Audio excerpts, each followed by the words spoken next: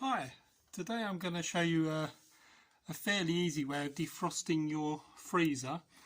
This is a small freezer and it's quite an old one. As you can tell, it's going yellow, the plastic, but it's quite an old freezer. It's over 10 years old, in fact about 12 years old. And the problem with this freezer is we get a lot of ice up the top here where we've been opening it, and it gets really thick. And obviously there's ice on this one as well, and there's a bit of ice there. Well, I don't know what that bag is. There's a bag there as well. A bag of ice cubes that can come out. Now, first of all, switch it off. I'll switch it off at the mains. Take the plug out. Remove all the contents. So you want to take all the food out. What I do is I put it in a cool bag. I've got my cool bags here. And then I've got a couple of ice packs which I've pre-frozen, put those in. Same here, have a cool bag, some ice packs, and then obviously just zip that up when you've done. So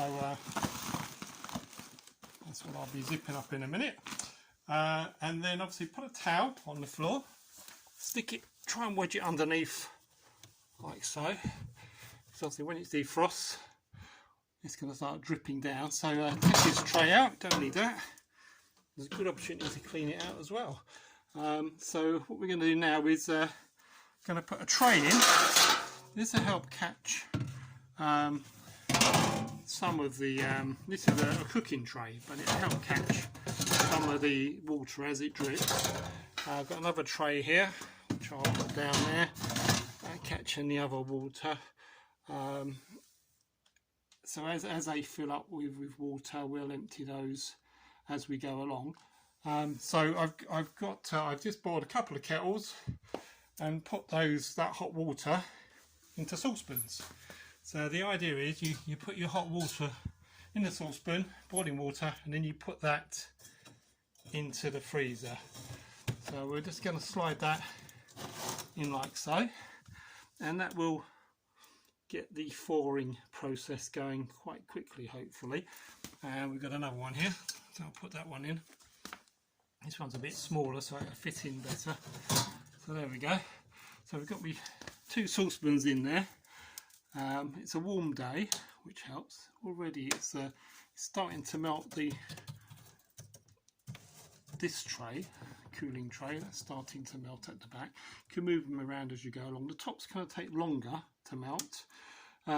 Obviously once the water cools down, which it will do eventually, once it starts dripping up the top, the water will start going cool. So the best thing to do then is either you could rebore that water on your hob, or use some more kettles of hot water, empty those out and use some more hot water there. So that will start to defrost slowly now. I say it's a slow process. It could take an hour or so. Anyway, so that's how you get it going. Hopefully it will start to defrost. You can use a scraping tool. Some freezers come with a plastic scraper. I've got a tool here, not ideal, but it's better than a sharp knife. But this is a barbecue scraper. But you've got to be very careful because you don't want to go busting these elements here, obviously full of the cooling gas, so you don't want to damage those. So try and avoid using a scraper. But if you do have to use a scraper, then just be careful. You can just do it on the edge like that. Get it going bit by bit. You could do it there as well, give it a little scraper, but I'd be very careful because obviously these elements are easily damaged. This element here, you don't want to touch any pipes, keep away from. There's a pipe there, keep away from that. This is quite chunky, so I could probably start scraping some of that away slowly, but I might be better off just leaving it to its own natural defrosting. But if this had got any bigger, I think I wouldn't been able to shut the freezer door any longer. So there you go. So that's what I do. And as that defrosts slowly, we can give it a clean as well. So wipe that out.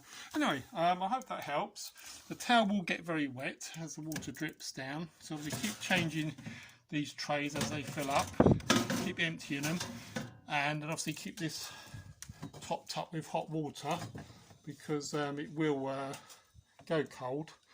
I have a habit of like splashing it around a bit, because the hot water will work a lot quicker than just sitting it on top. But you can already see it started to defrost at the back there. And if I take this one out, we'll have a look and see what's starting to defrost, the grid bit. It started to defrost that. So if you put it on that, you'll find that'll start defrosting fairly quick. So it's still pretty hot. So I'll just put that on there, and you'll see it's already starting to defrost when I move that away in a minute. Let's just move that away now. There we go. Already that's defrosted most of that, and there's a big chunk here, so if I put that on top of that, it should start defrosting that as well. So it's a slow process. I can feel it melting already. The saucepan's going down as I'm holding it, so it's still nice and hot. You could shut the door if you want for a little bit, so the heat from the saucepans will work better. See, it's already dripping now, so I probably want to move the tray to catch the water. See, it's already dripping, so the saucepan's doing its job, and that's only after a few minutes. So if I move that, you'll see it's already melted that piece of ice. So I like to just move it around, and then it keeps everything going nicely. I say the hardest bit is the top. It's going to take the longest. Just have to be patient, and that will eventually start to melt, be it an hour or so. Move that forward again. Some people use the hairdryer, but I don't like using anything electric near a fridge. Obviously water and electric don't mix, so I'd be very careful about that. Yes, it's dripping away nicely. So we're clearing that tray. There we go. And we can push that to the back again. And by pushing it at the back, obviously all the heat is going to the ceiling in there, and I'm hoping it will start to defrost the top. I think this might need a bit more scraping, because it's going to take a while to defrost. So this barbecue tool is ideal, but you've got to be so careful not to damage the freezer. It's so easy to knock holes. I think someone's already knocked a hole in the top of this one. There's a sign of a hole there, which is easily done.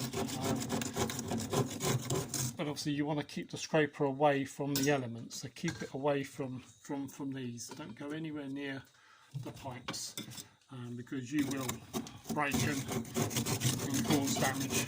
But as this is so thick, I can be, as long as I'm careful, I can remove some of that, get it going, like so.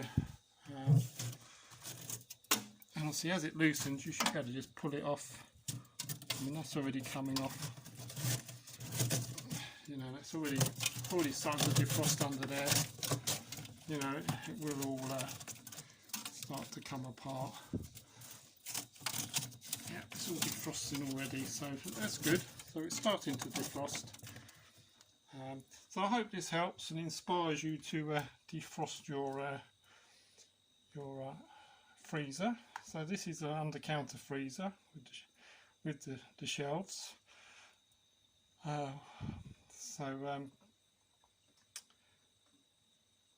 there you go. I hope this helps. It's just a matter of being patient. And then once it's all finished and defrosted, obviously clean it out, dry it as much as you can. You know, dry it, wipe it round with a tea towel or a towel, dry it out, switch it on, leave it running for a while, probably 10 minutes or so, and then put all your food back in there. Some freezers have a fast freeze. This one I defrosted a few days ago. As you can see, it's all nice and clear, and that was already done. I've done the same thing with this one. I used the saucepans, more of them because this one's a bit bigger. Switched it off, and when I turned it back on, I did a fast freeze on this one, so I stuck it on fast freeze, turned that on, and then it froze up a lot quicker. But that was done a couple of days ago, so that one was fine. So today we're on to the older freezer, and it's slowly defrosting. I'll give that a little bit more of a scrape, and then that'll be that. So obviously once it's all done, you plug it back in, leave it for about 10 minutes to go cold, and then put your food back in. Always good to keep your freezer packed out. You know, our freezer is always chock-a-block, so yeah, all fully packed out, so less warm air can get in there, and then you're less likely to have the problem with the ice forming. You know, less air in there, the better. If you don't have a lot of food in your freezer for any reason, it's a good idea just to put some empty Tupperware boxes in there or something, just to take up some of the space. And remember, warm air rises, so it's always a good idea to put the empty Tupperware boxes up the top and keep all your food lower down. Right, well, thank you for watching. Bye for now.